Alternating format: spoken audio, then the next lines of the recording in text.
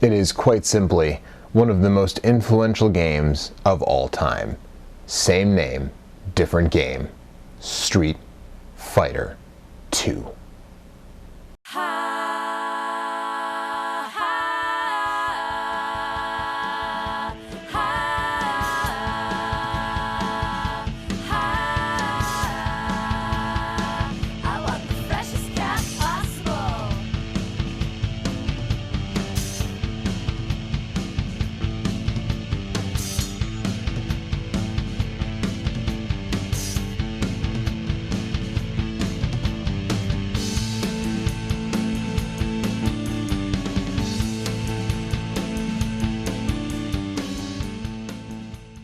And let me preface this by saying that it was done with the layperson in mind. If you're a Street Fighter pro and you count frames, or you're interested in knowing how much damage Ken's medium punch does from one installment to the next, this may not be the video for you, okay?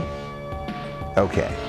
Now, if you're old enough, take yourself back to February of 1991. Remember what it was like. Arcades exist, but they're not quite what they used to be. And then, one game changes everything. Street Fighter 2. But how did that happen? Well, let's get started with a little history. In 1987, Capcom released Street Fighter into arcades. Development was headed by Takahashi Nishiyama and Hiroshi Matsumoto, who both would leave immediately afterwards for competitor SNK and go on to work on many of their famous fighting franchises. The character portraits in Street Fighter were done by this young artist at Capcom named Keiji Inafune? The game did alright. Early cabinets had this weird gimmick where you would punch these huge rubber buttons to determine the strength of your attack. That was later revamped into the 6-button layout that we all know and love today. It was alright. It was more complex than, say, Yar Kung Fu or Karate Champ, but it didn't catch on in a major way. In fact, when Capcom initially considered a sequel, they envisioned it as a beat-em-up. Street Fighter 89 was shown off in, well, 1989. The game didn't resemble Street Fighter at all and would have its name changed to Final Fight before its release. But in 1989, Capcom started in earnest on a true sequel to Street Fighter, and in 1991, that game was released.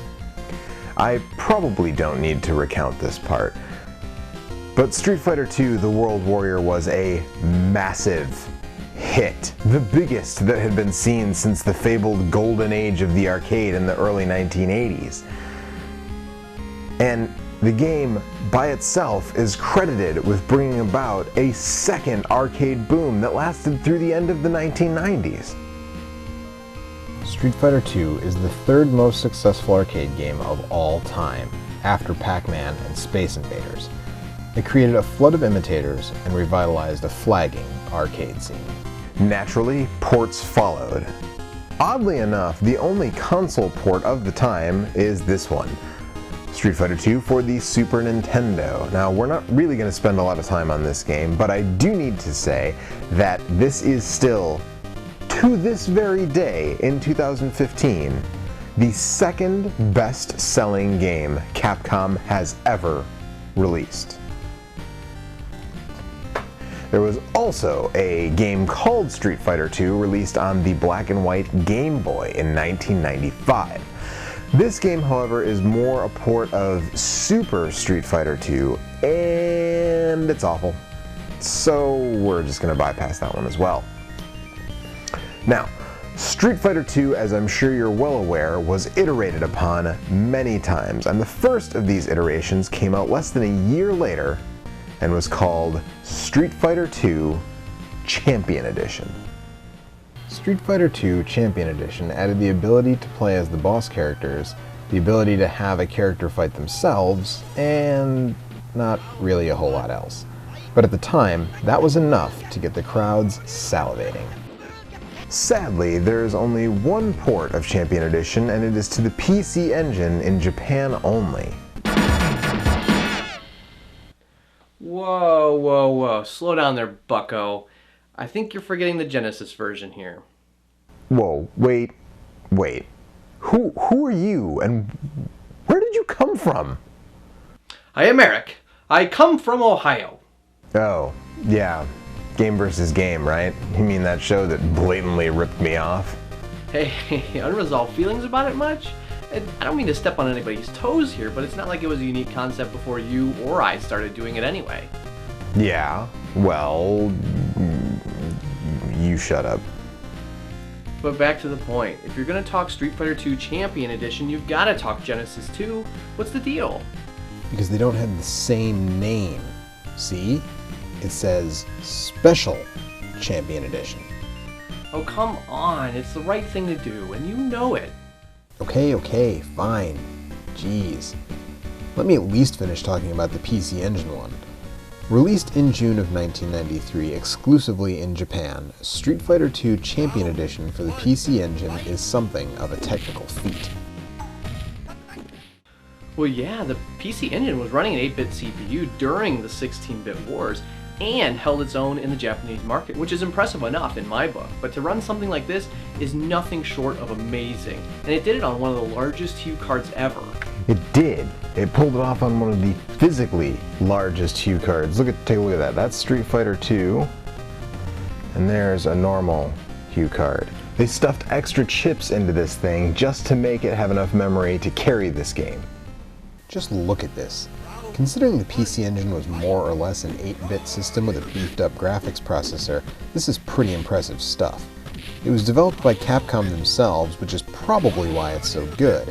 And even compared to the arcade game, this looks pretty good.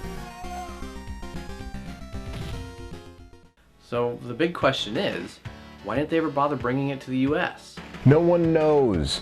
Seriously, sometimes I think that the US TurboGrafx was just a way for NEC of America to get a massive tax write-off. It was so poorly handled.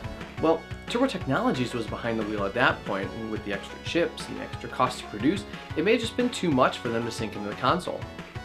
They were.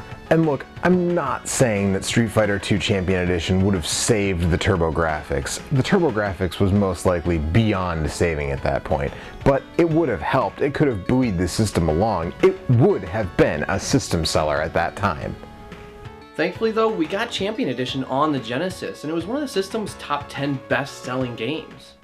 Well, the Genesis version was being worked on around the same time as the PC Engine version, but Sega got wind that Capcom was developing the newest iteration, Street Fighter 2 Turbo, for the Super Nintendo, and they asked Capcom to hold off on releasing the Genesis version so that they could include all of the features from that game. Ah, hence the name Special Champion Edition. It's more turbo than Champion. That's exactly what I'm saying. The Genesis version is Champion Edition in name only. Truly, it is the Genesis port of Street Fighter 2 Turbo. So what all got changed from Champion to Turbo? I'm glad you asked. The biggest difference was the speed. It's standard in Capcom fighting games now, fighting games of all stripes in fact, but at the time it was something of a revelation. In addition to that, several characters got new moves. Like Chun-Li's Fireball, Dhalsim's Teleport. Right. It wasn't until Turbo and Special Champion Edition that those moves were added. In addition, Ken and Ryu can do hurricane kicks in the air, Blanca's got a vertical rolling attack, and Honda's got the sumo smash. I can see why Sega wanted Capcom to include the features from Turbo. I mean, the 16-bit war was well underway, and with Sega missing the original, I doubt they wanted to end up on their back foot again. That's true, but as it turns out, SNES fans didn't have a lot to trumpet over Genesis players in this particular instance. Both games play great, they're super responsive, they both look excellent, with the Genesis being a little more washed out due to the color palette, and the music is about the same. What? Music. The same? Really? Well, just about. I mean, I guess the SNES sounds a little better, but... Close. I agree that the Super Nintendo comes out the better here on music, but they are far from the same. The Super Nintendo was actually recreated from scratch, and the Genesis was basically just downgraded directly from the arcade, which you'd think would be preferable, being more authentic and original, but it just comes off kind of lousy on the Genesis. Fie on you, sir. Man, that word of the day calendar is really coming in handy, but seriously, you know as well as I do that the Genesis is capable of much better music than this. What's here is just... tinny, farty. Well, yeah, and what? Well, devil's advocate here, but we haven't even brought up that the standard controller for the Genesis was a 3-button controller. This 6-button here, they released it specifically for this game. You've got to buy an extra accessory just to really play this game. Oh, whatever. What? I'm fully on board that this is absolutely the way to go, but it's just a pain in the ass that it's another thing that you have to buy. Look, man, I know you're playing devil's advocate, but I need to vent here for a second. I am so incredibly sick of this coming up with people who talk about retro games online, okay? It's not 1993 anymore, all right? Yeah, I get it. Back then, 20 years ago, when I had to scrounge money from the couch cushions, save my allowance, beg my parents, getting a 6-button controller was a pain in the ass. Right now, it's 2015, okay? It's over, it's done with. You can go on eBay right now and get two 6-button controllers for $8 with free shipping. If you don't have a 6-button controller for a Genesis, I don't even know what to tell you at this point. I can't even respond to that. Look, it's a dead issue as far as I'm concerned, and on this show, from now on, I am going to assume that you, yes you, dear viewer, have a 6-button Genesis controller. If you don't, 2 for $8. Okay, I'm done. Damn, relax, dude. But what about your beloved PC Engine? I mean, the TurboGrafx only ever had a 2-button controller. Yeah, and that's another reason why it probably didn't come out on the US TurboGrafx. There are a handful of 6-button options available for the PC Engine, but they're just that, options for the PC Engine. They were never released in the US. And the problem is that the first model TurboGrafx uses a different controller port than the Japanese PC Engine. Now, this was rectified down the line when TTI released the Turbo Duo in the US, but then you've got differing standards, and it makes importing difficult and confusing for the average consumer, to say nothing of trying to play this game on a Turbo Express or PC Engine GT. Not to mention that you once again have to buy another accessory, though this time just to play multiplayer. Really? Yes, really. Having just a single port for a famously 2-player game is kind of restrictive. I mean, it's one thing to have a new accessory for a 4 or 8-player game, but 2? Yes, the PC Engine and all of its variants have only one controller port, and that includes the US TurboGrafx and Turbo Duo. It's unreasonable for me to have to get an additional accessory just to play a 2-player game. Yeah, it's only 10 or 15 bucks, but still, it's an additional expense.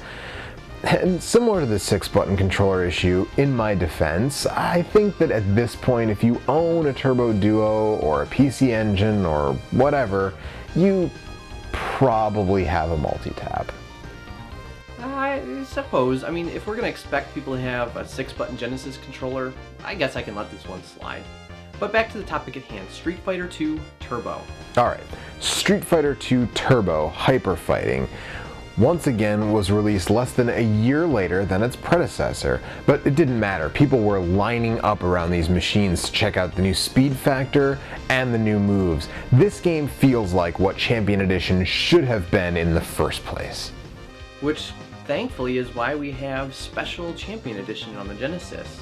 And then Turbo was ported to the Super Nintendo, and now we've not only got a mess of Street Fighter IIs already, but once again, a Genesis versus Super Nintendo deathmatch.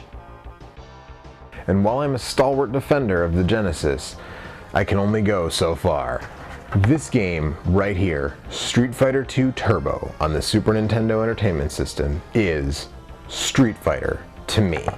It's definitely the game I spent the most time in, the one I have the most nostalgia for, the game that I have played the most with the Street Fighter handle attached to it. When somebody says, hey, you want to play Street Fighter? I assume this is the game they're talking about. To me, this is Street Fighter.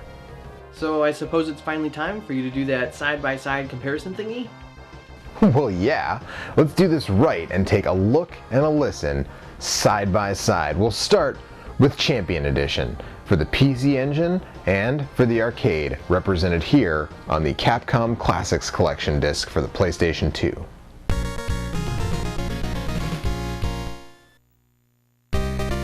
Round one, fight! Hadouken! Hadouken! Hadouken! Sonic boom! Sonic boom!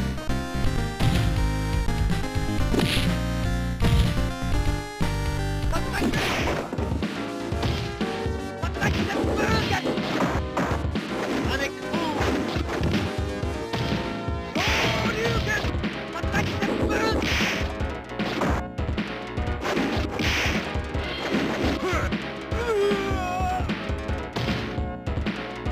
You win!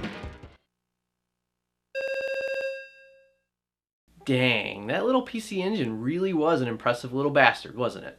I told you, man. I told you. Now let's take a look at the Genesis Special Champion Edition next to Super NES Turbo. Round two, fight! Hadouken! Hadouken! Hadouken! Hadouken! Hadouken! Hadouken! Hadouken!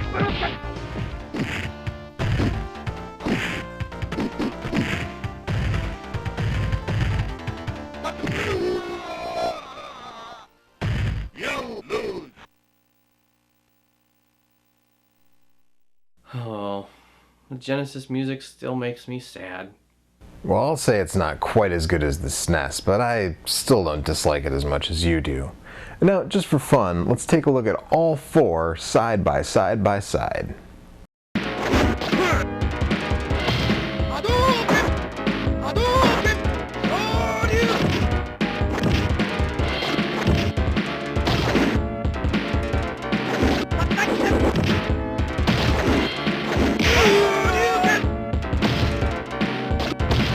You win!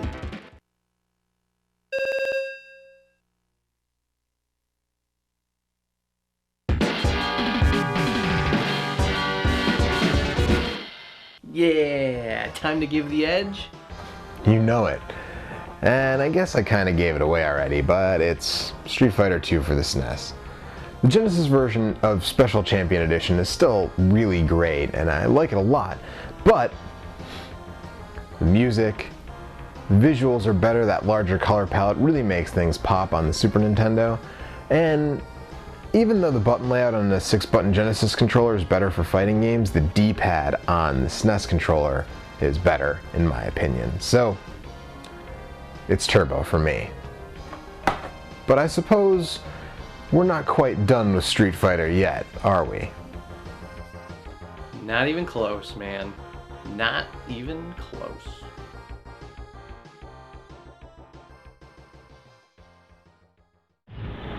Hadouken! You win!